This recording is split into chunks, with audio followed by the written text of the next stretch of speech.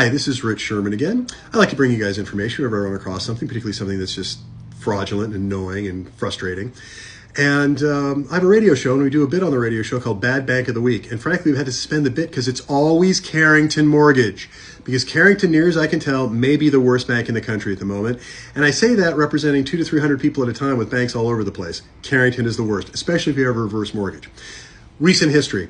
We have a client right now. Carrington overcharged her to the tune of about $4,000. I've done videos about that before.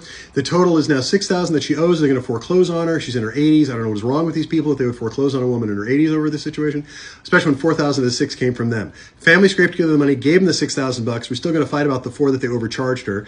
But what I love about this case, what you need to know about Carrington, they got the money on the 30th. The foreclosure was scheduled for the 6th.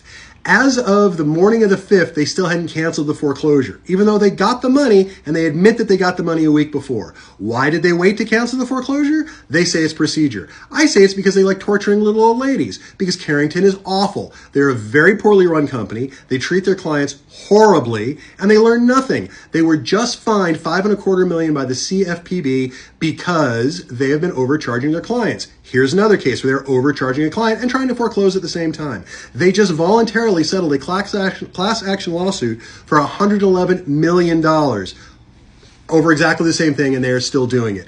Carrington overcharges. They use appraisals and things like that that are unnecessary as a profit center. So in my view, Carrington steals from and tortures little old ladies.